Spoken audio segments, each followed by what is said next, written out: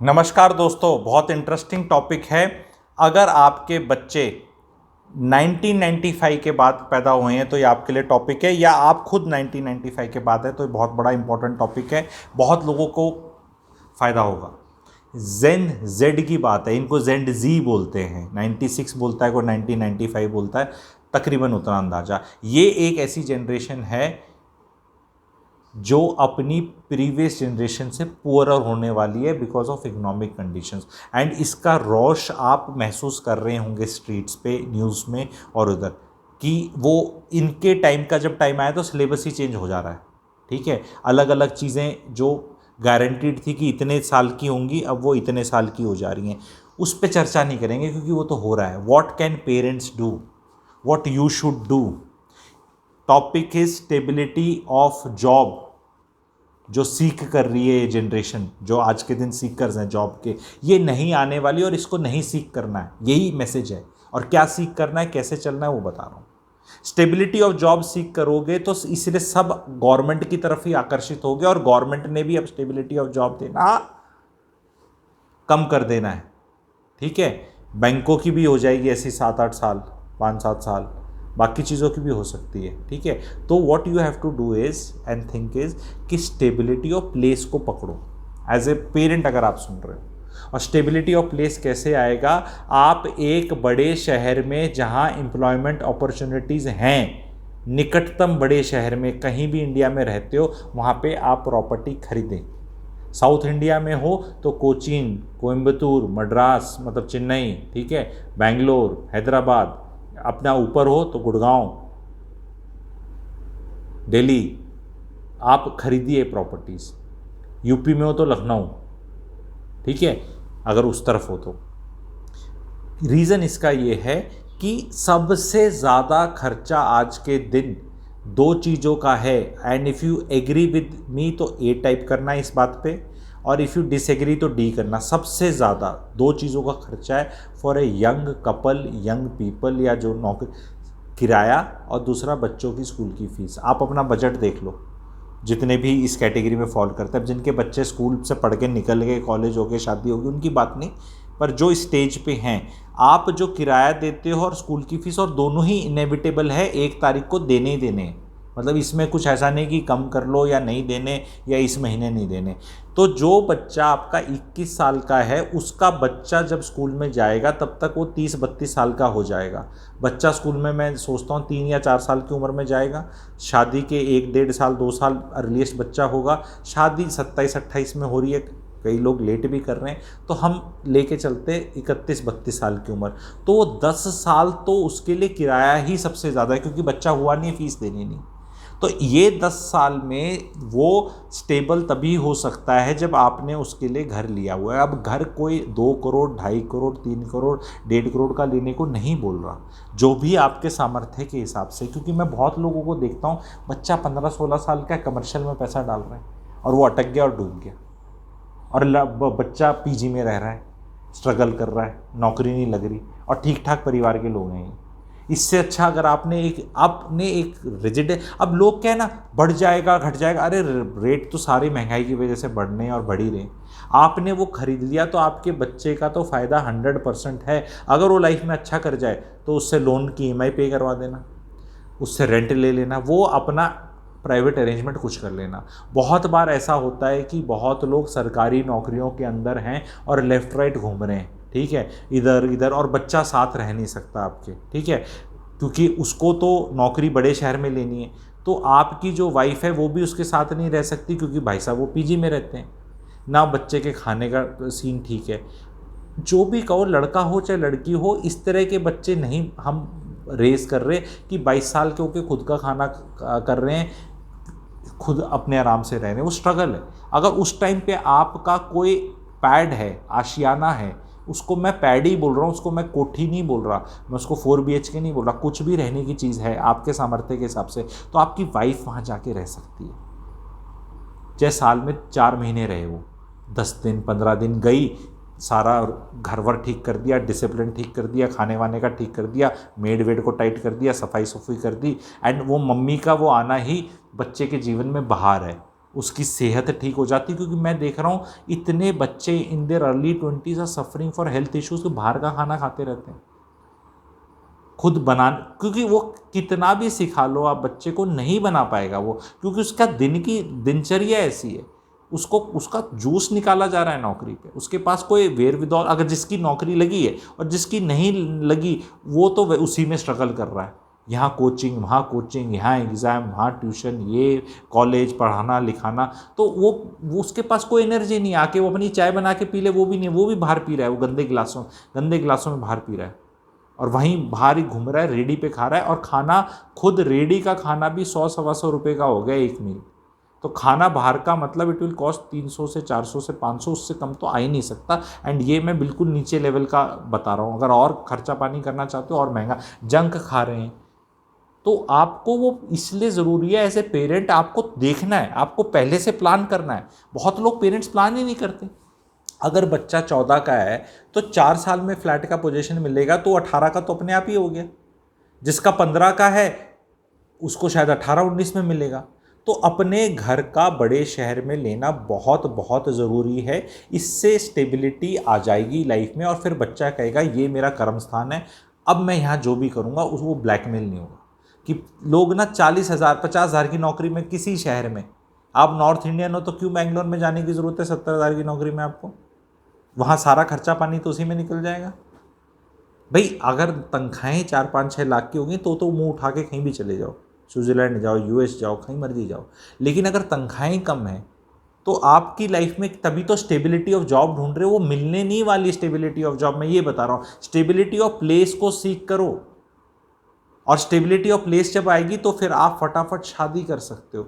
आपके पास एक घर है, आप इसको ध्यान से समझो। जितने भी पेरेंट्स हैं और जिनकी उम्र 40 से ऊपर की है, ठीक है, आप मुझे बताओ, जिसकी भी 45 की होगी, सारी उम्र मिडिल क्लास की 2 चीज़ों में निकल जाती है, एक अपनी कोई अच्छी गाड़ी खरीदने में, एक अपना घर खरीदने में और उसकी EMI खरीदने में। यही तो करा है आपने आज तक, क्या करा है बताओ, क्या अचीवमेंट है? नौकरी करी, शादी करी, बच्चे, वो सब हो गया, पर क्या है दिखाने को? बहुत लोग हैं जो 45 साल में भी घर को ओन नहीं करते, EMI चल रही है अभी, ठीक है।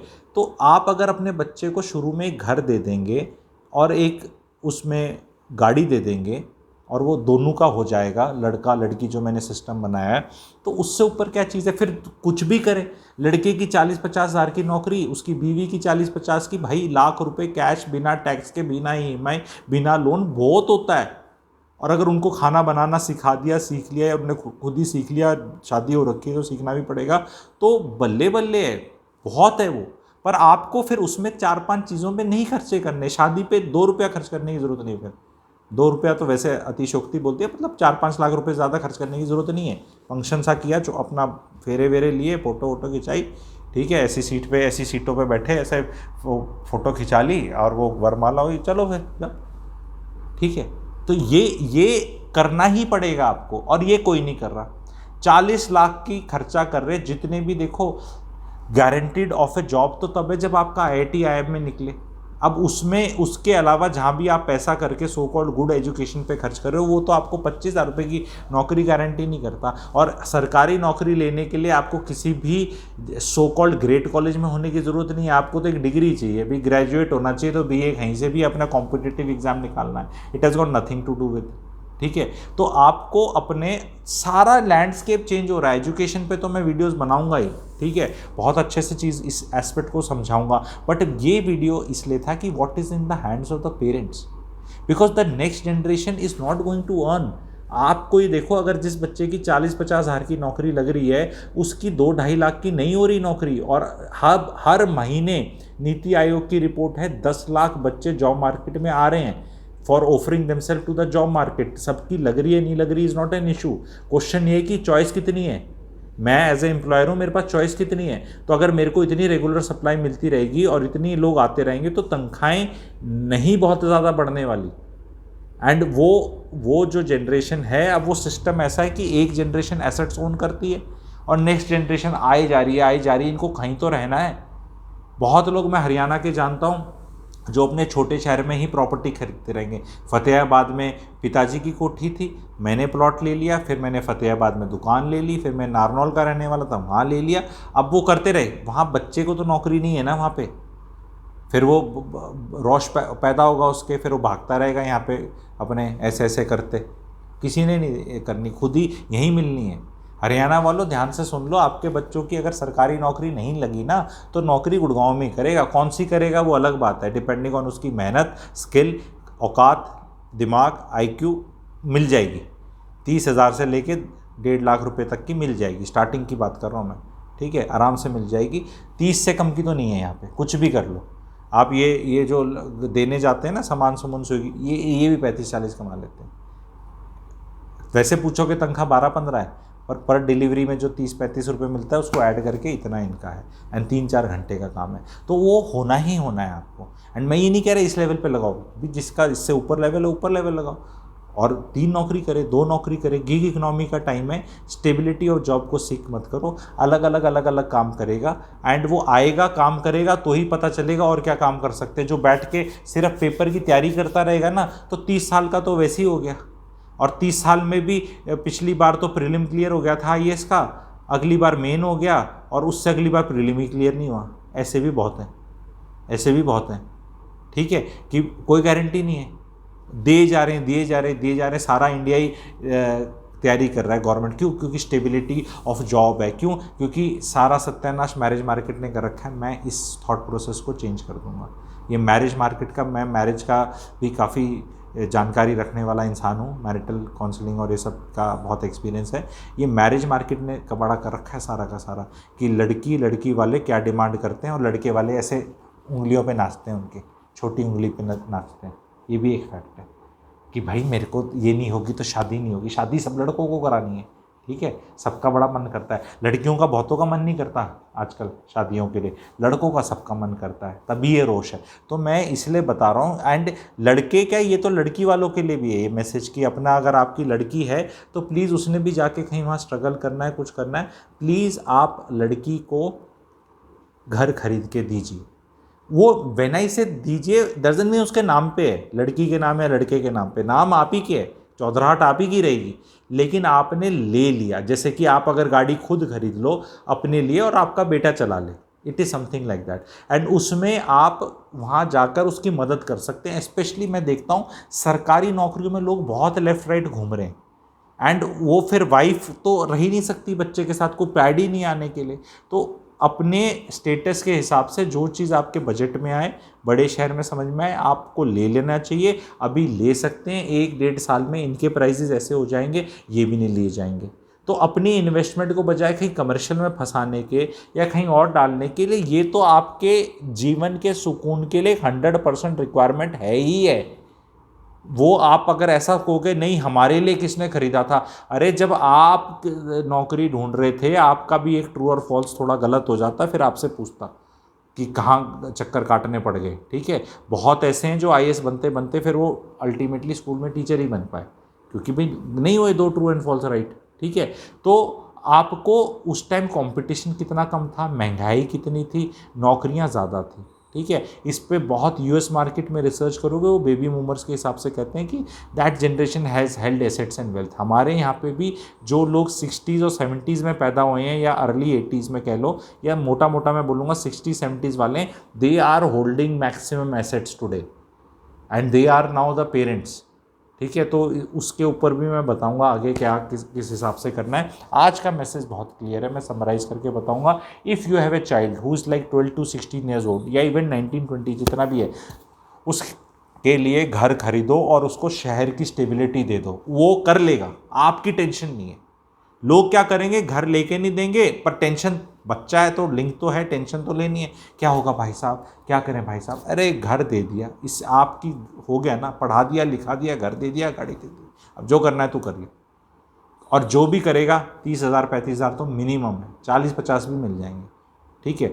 40-50 वाली कोई और पकड़ लो, दोनों मिलके अपना आइडिया लगा के एक 40-50 का कोई और काम कर लो, और 16 घंटे 15 घंटे काम करो, अपने आप पैसा आने लग जाएगा। बेस पेरेंट्स ने दे ही दिया, किराया जाना नहीं, EMI जानी नहीं, सेविंग सारी हो रही हैं, म्यूचुअल फंड, SIP FSIP सारे खेल खेलो। उसके बाद अपना स्टार्टअप टूटअप करो, 5-6 साल की नौकरी। भाई 5 साल आपने नौकरी कर ली और आपने शादी करी एक लड़की से, उसने भी नौकरी वाली थी, उसने 5 करी, तो 10 साल तो आपकी 5 साल में ही हो गए, तो आप दूसरे से तो आगे निकल गए। तो 2 चीज़ें हैं, घर पकड़ो और शादी करो वर्किंग लड़की से। Thank you very much.